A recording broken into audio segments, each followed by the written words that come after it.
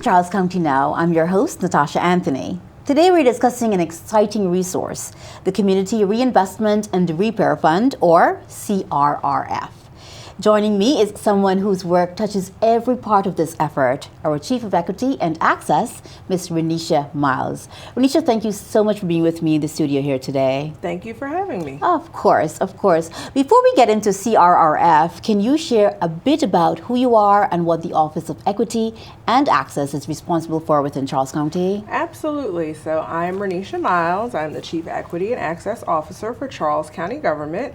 Currently, the Office of Equity and Access lives in the Human Resources Department in Charles County Government. Okay. I've worked for the county for over 15 years. I started my career actually in recreation, and just before being the Chief Equity and Access Officer, I was the Community Engagement Coordinator. So I have a variety of experience, throughout the county, most focused on typically engagement with the community and making those connections and really making sure that the community has a good relationship with Charles County Government so that the resources can be accessed and utilized in an effective manner. So I'm really excited about this focus and the Office of Equity and Access and the work that we're doing for Charles County Government, the organization, and the community at large. So essentially, this office is responsible for making sure that Charles County Government develops a respect and understanding for the diversity that's present in this community. If anybody's familiar with Charles County, you know that we are a wonderfully diverse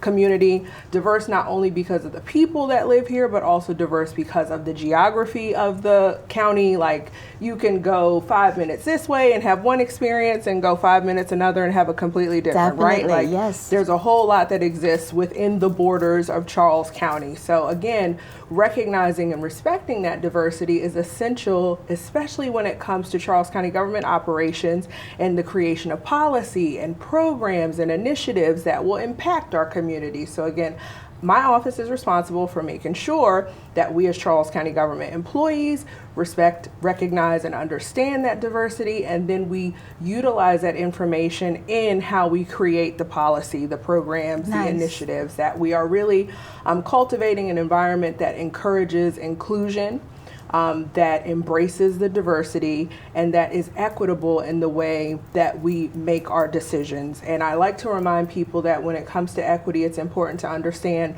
the difference between equity and the difference between equality. Obviously, equality is giving everybody the same thing.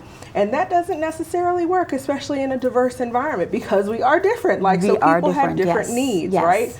So equity encourages us, right, as I said, to respect and recognize that diversity. And then when making decisions, make the decisions according to the needs of individuals, the needs of different areas, so that people can have resources that they actually can utilize effectively. I love it. So ultimately, that is what we are responsible for. And so like the CRRF, or the Community Reinvestment and Repair Fund, is an opportunity for us to do just that, to make some equitable programming, policy, and initiative decisions, and really pour back into the community and get a hold or an understanding of what the need is and connect people with the resources accordingly. Okay, so you have, thank you so much, Renesha. You have touched on both your Office of Equity and Access, and also you talked about CRRF. Now, I'm going to ask you just to give the audience a little bit more about what exactly is the Community Reinvestment and Repair Fund. Absolutely. So the Community Reinvestment and Repair Fund is a new initiative, fairly new, within the last couple of years, has been created. It is a pot of money that is being given to different jurisdictions throughout Maryland, and the money comes from the legalized sale of cannabis in the state of Maryland. So there was recognition that in the past, the way that cannabis enforcement was done had some unfavorable impacts on the community. So now that the sale of cannabis has been legalized and, tax revenue is collected from it, the Maryland state government decided we're going to utilize some of those tax revenues and pour back into communities. So we as Charles County get a certain percentage of, the tax revenue from that. And then my office is charged with kind of the logistical and the facilitation of how we get that money back out into the community. So there were some criteria aligned with the CRF fund. So there are specific zip codes in Charles County that are able to benefit from these funds. So 20601, 20602, and 20603. And again, that decision was made based on data and evaluation of past cannabis enforcement and how things were impacted in Charles County. So those 3 zip codes were the most heavily impacted based on the data that the state of Maryland came up with. So again, this money is coming to us annually. It's been coming to us for the last couple of years, and this fiscal year, my office has officially taken over, helping us get that money back out into the community and making sure that we are in fact reinvesting and repairing some of the challenges that exist currently. I love it, Renesha. Thank you so much. So still on CRRF, what does this look like here in Charles County? How will these funds actually be used? So for this current fiscal year, the first time that we have allocated some of the funds, we granted $400,000 to our community services division or department and $411,000 to our charitable trust organization.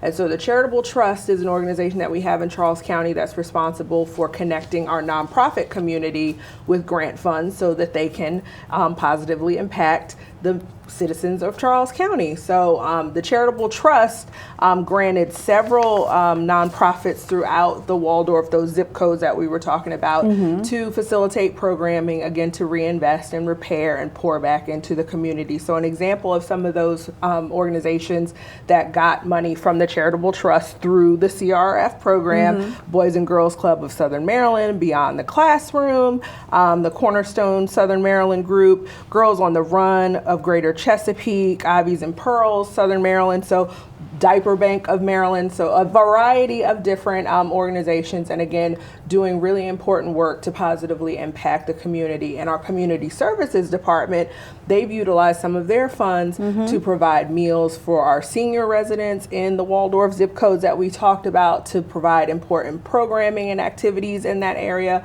They also recently facilitated the disbursement of some hypothermia kits to help some of our homeless population here, as it is obviously very cold outside, and we have some individuals who are unhoused, and we wanted to make sure that we could assist them the best we can. So that was something that we're doing. My office is going to also be facilitating some grocery store gift card giveaways to help address some of the food instability challenges that we have in the county. So again, those are just examples of ways currently that we have used it, but going forward, I really hope to be able to effectively engage with the community to assess what the needs are at the time, and then connect those funds with individuals, with organizations who are doing work related to what the need is right now. And I know that that could shift year to year. So definitely, we want to be flexible in that way. Definitely. Your office is doing a phenomenal job, Renesha. Now,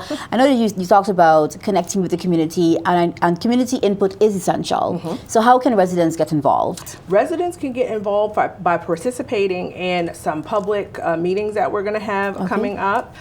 We have one scheduled for January 8th. I believe it's 6 to 8:30 at Waldorf Senior and Recreation Center. There will be dinner served at that event. There will also be an activity for little ones 3 and up, so that, you know, if you're a mom or dad and you want to come to the meeting, but you want to make sure that little one is entertained, we got you covered for that. And of course, they get a little meal too. So, and that'll be an opportunity for my office and our CRF work group, which is a group that I pulled together this year to also help inform and collect data so that we can make a good funding decision for this money. That'll be an opportunity for community to come out, share their thoughts, their concerns, their desires for where they feel like this would be best utilized, and we will gather all that information up and take it into consideration when we make the presentation for our, FY27 budget allotment. Okay, so I'm just going to reiterate those dates for the audience. Now, January 8th, from 6 to 8:30 p.m., Waldorf Senior Recreation Center, and July July 9th, 2026, 6 to 8:30 at that location is to be determined. So that one's at right now. Elite Gymnastics and Recreation Center, actually. And there, Renesha says Yep. it. Thank you so much, We've Renesha. Definitely. So now, to just help the audience, where can people find more information? We are revising. There is currently an Engage page available that has general information about the CRF. We are working to revise that to add the current and updated information because that was created when we first got started and we're trying to figure it out. And I will say things are evolving. Yes, they are evolving. This has been a learning process from the beginning. Again, from the point that the state of Maryland made the decision that they were going to do this, they tried to give us as jurisdictions flexibility because again they wanted to make sure that it really could be used according to the needs and the timely things that were going on for your area. So it has been evolving, it has been developing, and really trying to figure out the best way to approach it has been a process over time. So we do have an Engage page. Again, it's going to be updated within the next couple of weeks to have some of the information that I share right now and the dates and opportunities for people to participate and share their thoughts. Yes. Another good way for the community to weigh in, we have a survey on that page that it would be wonderful if people could take some time to fill that out and again give us an idea of what your thoughts are about what the needs are currently and what you would like to see done. And there will also be other opportunities outside of the formal public meetings where my office plans to do some pop-ups at different community events or even in front of a local grocery store or wherever, where we can also have those conversations, offer the opportunity for people to take that really quick survey. We try to make it quick and easy, about 4 questions. Tell us what you think so that we can really get a good idea and have a better pulse of what people really need and how we can connect them with those resources. I love it. I love it. Thank you so much, Renesha. Now, before we wrap up, is there anything else you'd like to talk about, perhaps even about the CRRF project or any other upcoming initiative from the Office of Equity and Access? Sure. I want to remind people, I know in the initial stages of the engagement, when we would first talk about CRF, when we say cannabis, people are kind of like, okay, this does not require you to participate in the use of cannabis. This is for those that, make that choice. And again, it has been legalized. This is money coming through, those state of Maryland approved facilities that, and the tax revenue that's being collected. So again, doesn't have to, you don't have to actively participate in something that you feel like you might not agree with. However, this is an opportunity for our community to get connected with some funds and some resources to again repair and reinvest in areas that are in need. So try to keep an open mind with that. Don't be put off as soon as you hear that word. I've had that happen a couple times. Like, wait a minute, what? And I'm like, it's okay. It's okay. I promise you, it's okay. This is good. This is a good thing. It can be a positive opportunity for the community. And I also want to encourage people to begin to develop an understanding and engage with the Office of Equity and Access and learn that equity is for everyone. When we talk about equity, again, that is developing that respect for the diversity that really naturally exists in our community. You can't fight it. You can't run from it. We are just automatically and just by nature different, right? We are different people. We've had different experiences. We come from different places. Again, like I said, the land, which makes us unique, right? In Charles County is different, right? That is okay. I want you to see that. I want you to try to understand that. I want you to respect that, and then I want you to know that we, as Charles County government, are really trying to incorporate that in the decisions that we're making. Because again, one size does not fit all. Equality and equity are not equal, essentially. Equality is just that, giving everybody the same, kind of hoping for the best.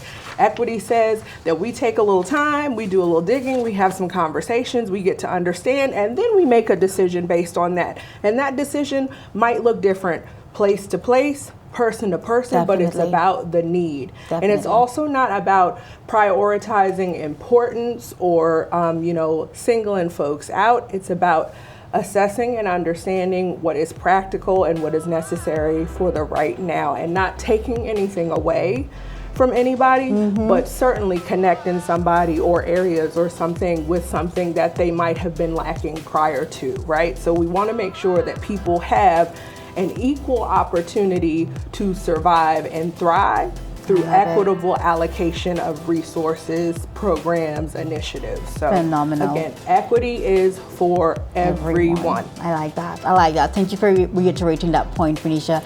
And thank you again for joining us and for all the work that you and your office do. And thank you to our viewers for tuning in to Charles County Now. We'll see you next time. In the meantime, I'm Natasha Anthony.